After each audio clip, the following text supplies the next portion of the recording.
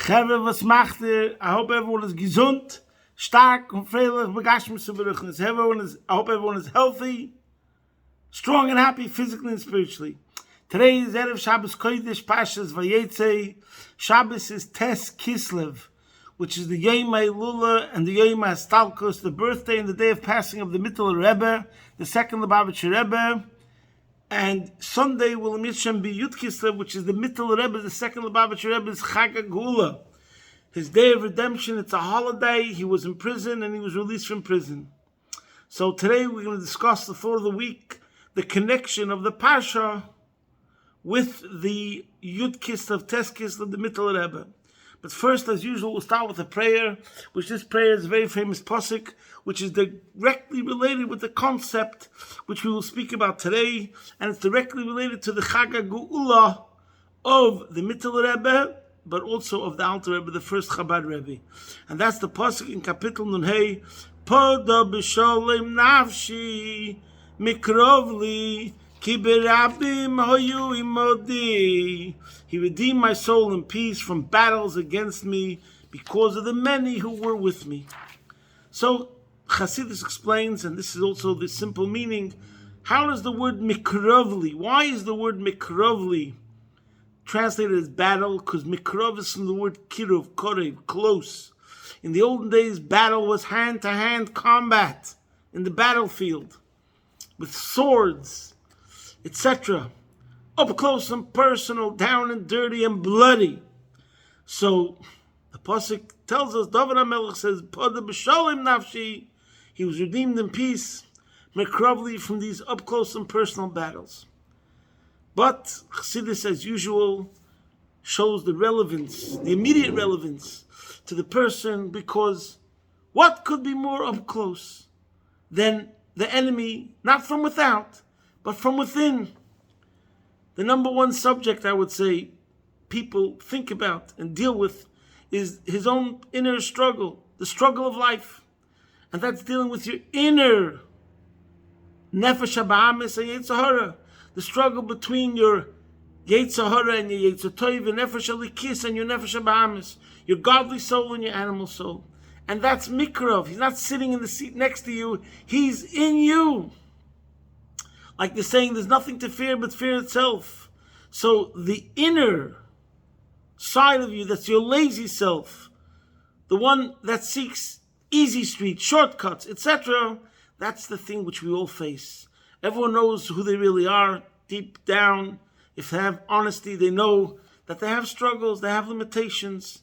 And this is what the pasuk is telling us. Poda b'sholem nafshi mikrovli. The most important thing is how you overcome your inner struggles, how you change yourself, how you better yourself. That's the most difficult thing. And today we will talk about it, but first let's get to the Parsha. In this week's Parsha, there's another pasuk which says B'sholem, which is very connected to everything we're talking about. And that is the pasuk. This week's Parsha is talking about Yaakov is on the run. Vayeitzei Yaakov meber shova vayelech harana. He's on the run from his brother Esav. His mother Rivka told him to run because Esav wants to harm you. And Yitzchak told him, his father Yitzchak told him, go find a bride. So now he's on the run. And he's going to face the hardest years of his life, separated from his parents.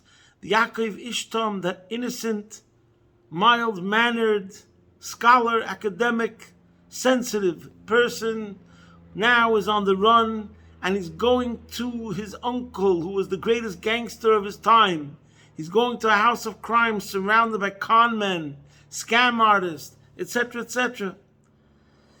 So he had a vision, he saw the Eibishter, and he's now going, the pasuk says, Vayidar Yaakov neder leimer, imi elikim imodi, ushmanani bederech hazeh asher ani chehelech, v'nosen li lechem lechel v'egelish lilboish. Yaakov said, if Hashem will be with me and he will guard me on this way that I am going, and he will give me bread to eat and clothes to wear, v'shavti b'sholem el beis avi, and I will return in peace to my father's house, v'hoya Hashem lila likim, and Hashem will be a God to me. Then v'o'even azois asher samti matzeva Yeh beis elikim, and v'choil asher titn li, asar asenu loch. Then this stone which I have set as a pillar shall become a house of Hashem, and whatever you will give me, I shall surely tithe it to you. So, I'm not getting into the commentaries over here that speak about whether this was a condition or not a condition.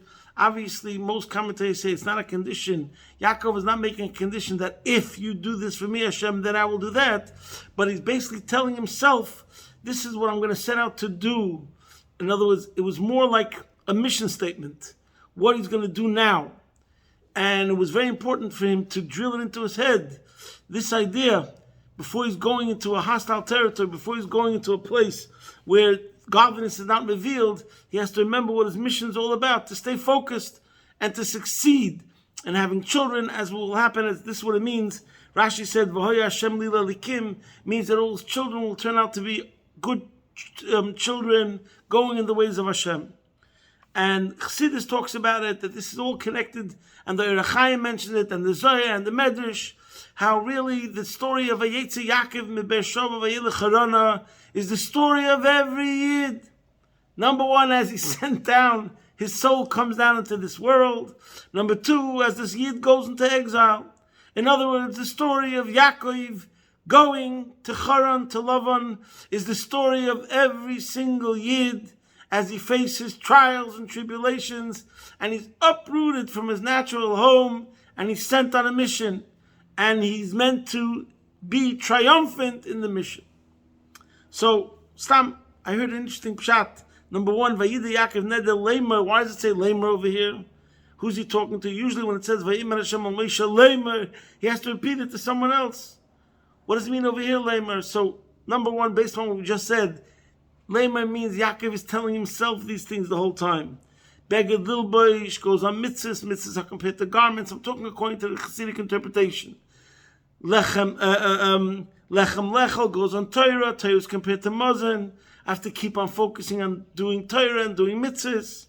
And V'shafti b'sholem el beis avi is referring to the sparks that are in the physical objects. Because V'shafti, they have to be returned. They're not in the realm of holiness. It's not like learning and davening. A Jew's avodah is learning and davening. That's one sort of avodah, one sort of service. But then there's an avodah of being mailen and tzutzis. That's V'shafti b'sholem.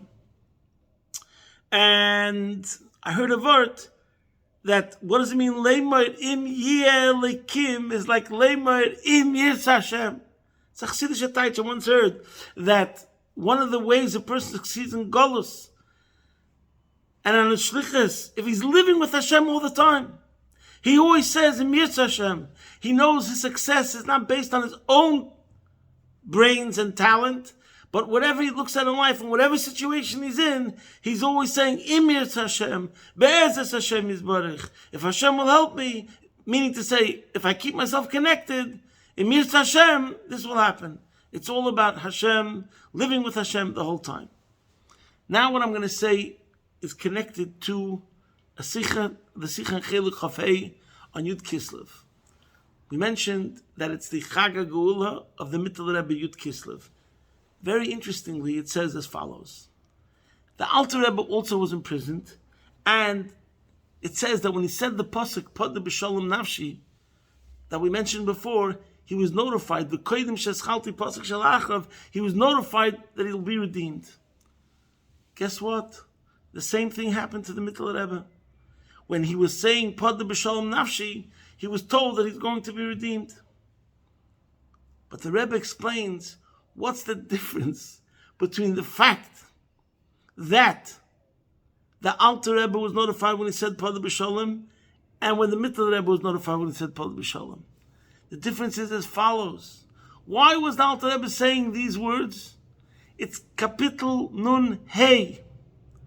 The Alter Rebbe was notified on a Tuesday. He was redeemed on a Tuesday, Yom Shlishi.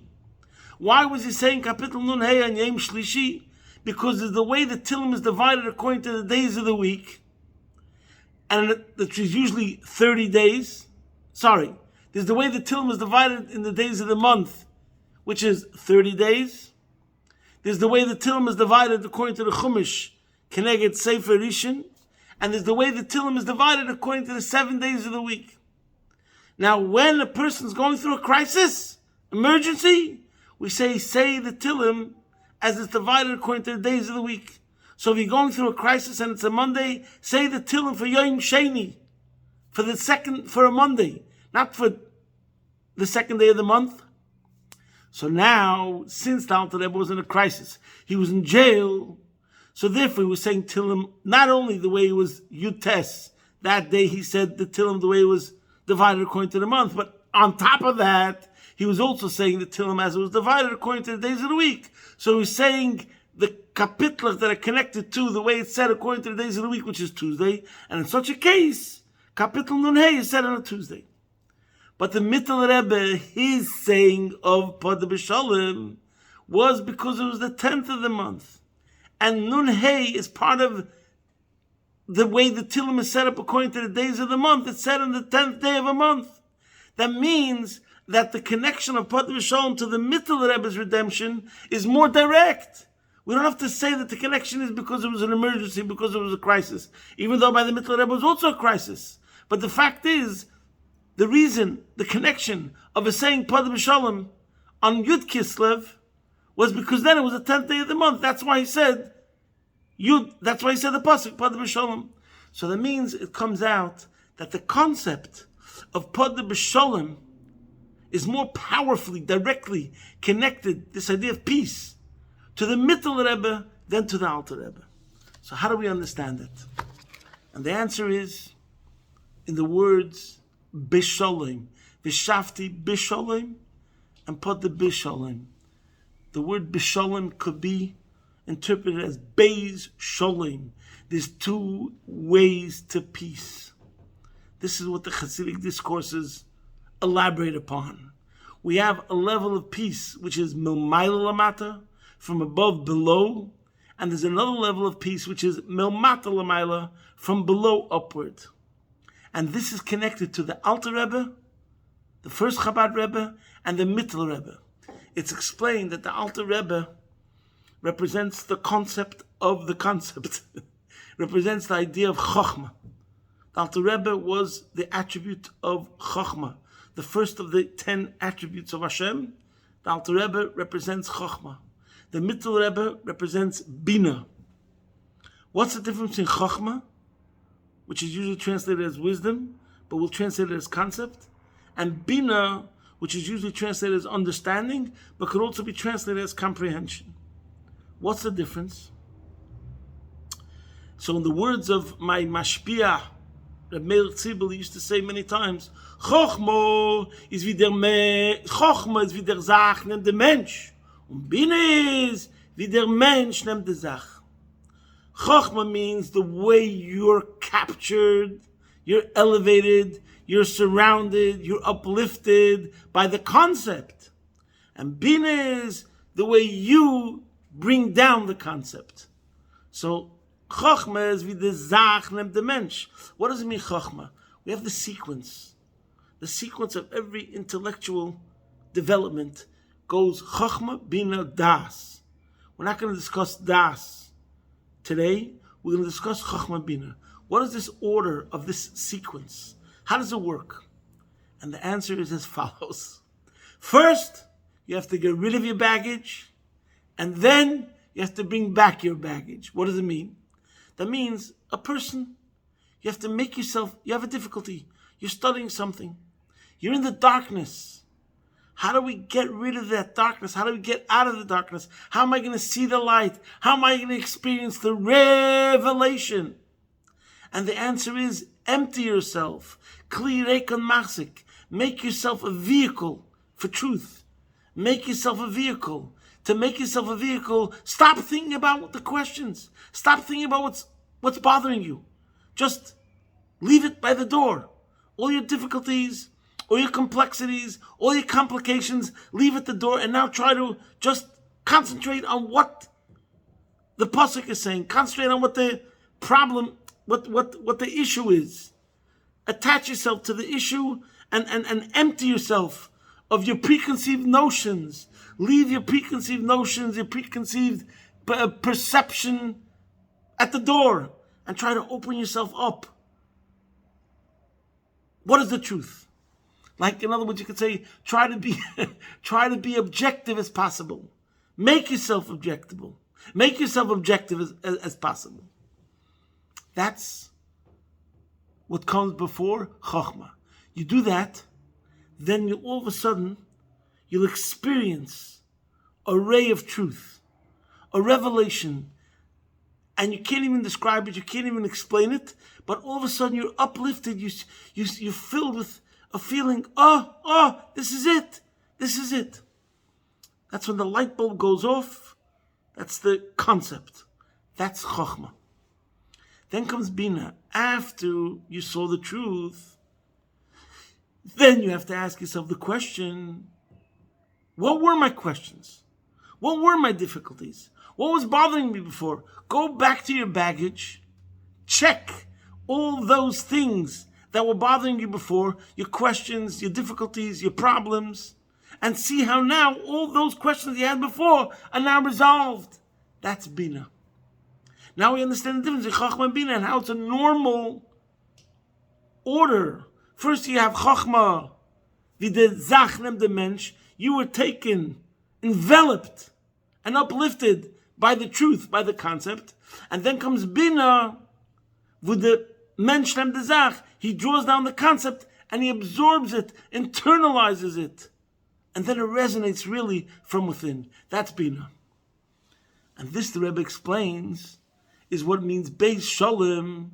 There's Beis Shalom, which means there's two ways of peace.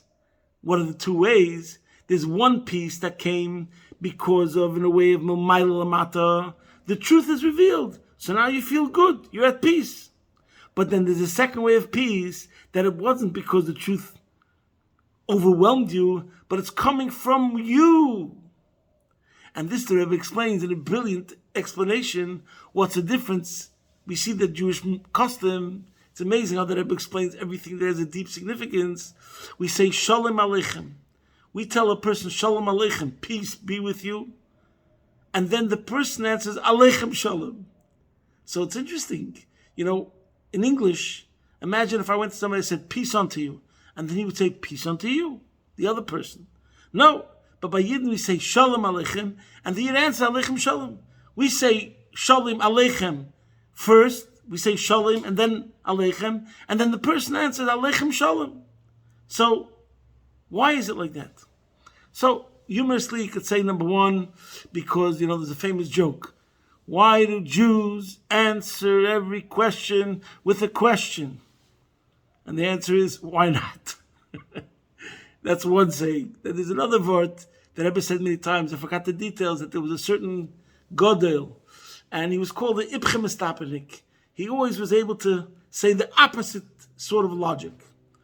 And the joke about him was that when he's going to come Lamaila, when his soul is going to ascend on high, when after he passes on, and he's going to stand there, before the judge, etc. So they're going to say, let's hear how you were so great in Torah. Say a pilpul. Say some Talmudic talk, some deep analytical discourse. So they say when he comes Lamaila, you know what he's going to say? He's going to say Adarab. He'll turn to Hashem and say on the opposite.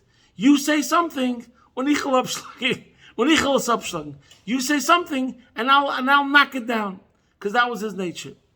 But over here, the Rebbe says, what's the concept of Shalom Aleichem and Aleichem Shalom? Because first comes Shalom Aleichem. That's the first level of Shalom, a Shalom that comes from the person, from above, from without, from above. He is impressing, he is imposing his Shalom Aleichem onto you, like the idea of Chachma. But when the person responds, Aleichem Shalom, that means that the Shalom is not only coming from without, from above, but it's coming from within, from the person. Milmata Lamaila. It's a different level of Shalom. And that's how it works. When one person says Shalom Aleichem, that represents the Shalom that's coming from him. But then comes a Shalom which is coming from you, from within, a Bina sort of Shalom, as we explained before. So now we understand there's two ways of Shalom. And this is in general also concerning, let's go for a second talk about the general picture of Hashem and the world. In general, the Rambam said that the whole purpose of the Torah was Lasi Shalom Ba'olam, to make peace in the world. Hashem's name is also Shalom. What's the idea of Shalom? There's a tension. There's a tension between godliness on the one hand and the world on the other hand. What does peace mean? Peace means that we're going to resolve it. We're not going to see a tension and a dichotomy or a split or a division. It's going to be harmonious, a unity. But what's the ultimate unity? The ultimate unity is when it's Shalom Aleichem and Aleichem Shalom, when it's Beis Shalom. There's one Shalom, which is a Chachma sort of Shalom, where there's a great revelation, and that permeates everything, and takes away the tension and the divisiveness and separation.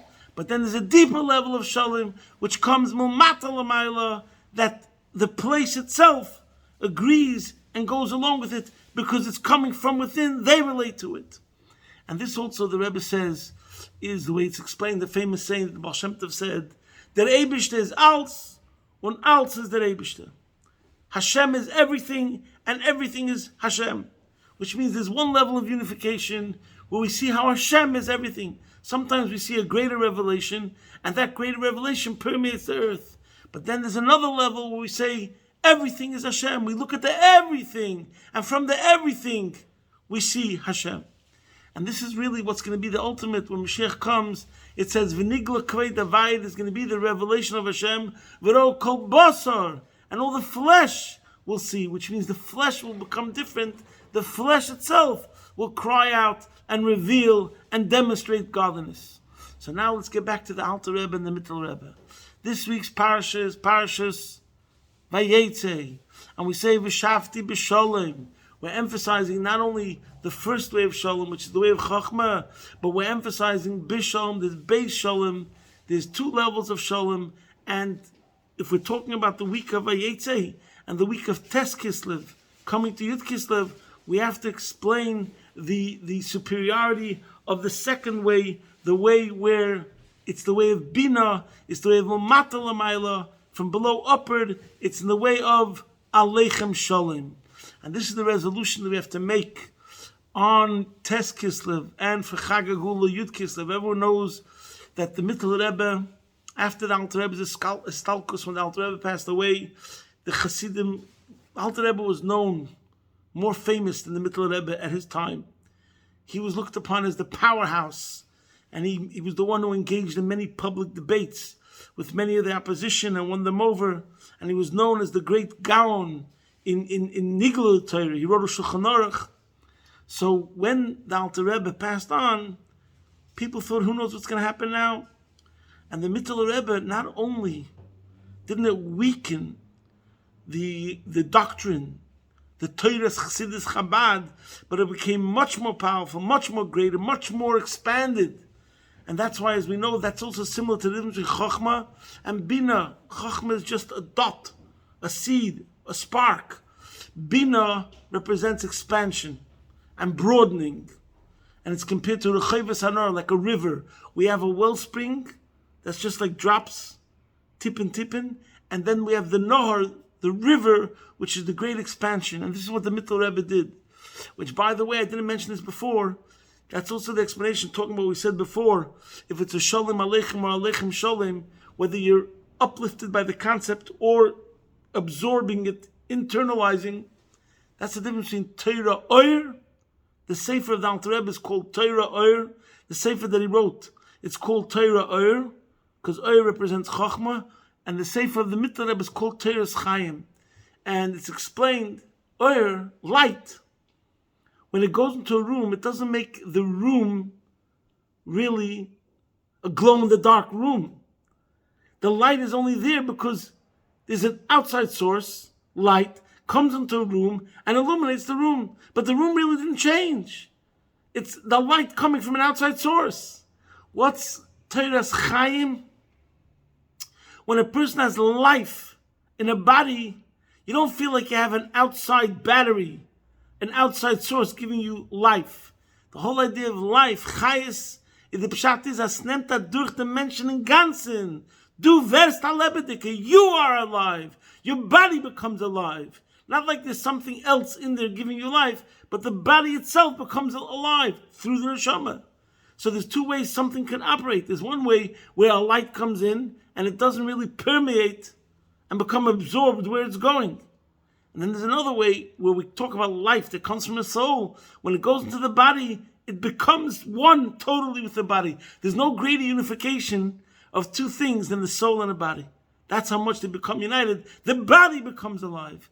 And that's the way Bina works. In contrast to Chochmah. Chochmah, the Alter Rebbe's method, is more oil. It was a great light. It was a new truth. And it permeated intellect.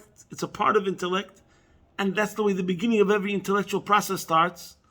But then comes Teres Chaim, Bina. It really, really permeates. It really, really resonates. So, and this is going back to the history of after the Alter Rebbe passed away, the Mittler came along and he made certain customs.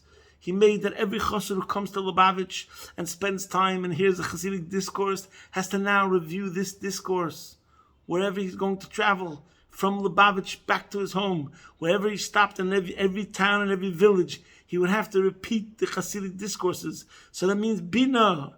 He had to really absorb it if he's able to repeat it. He had to understand it better. So we see that the Mittler Rebbe, also his discourses, a mimer, a discourse that the Alter Rebbe said that could be 2 pages, the Mittler Rebbe, it could turn into 40 pages. So this is the resolution we have to make. We have to learn Chassidus in a way not only of Chochmah, but in a way of Bina. Bring it down, bring examples, analyze it, translate it in the way that your Nefesh HaBahamis understands it. And we all know the most famous wish of the Mittler Rebbe that he said, when two Jungeleit treffen sich, when two young men encounter each other in the street, they should be talking about Yichud Ilah and Yichud Tata, 2 levels of unification of godliness in the world. So this is such a great standard that we have to make this resolution. We should learn more Chassidus, dive into it more. It should become more part of our lives. Our conversation should become elevated and of a higher standard. So the Rebbe should help that through our avodah of hafotzas hamayonis chutza, emos haikosim marli shafutza meinesecha chutza. So our learning chassidus will bring the day now, amen, of the Gula Mitzvah Shleima, take it from Yad Mamish. The Mittler Rebbe, his chus of the Baal Yem Hailedes, or Baal Yem Hailula, or Baal Agula, should be Pel Yeshua's Bekedev of every single person who needs to be helped in whatever area in his life that needs to be helped, should be helped, take it from Yad Mamish, Begula Amitis Vashleima.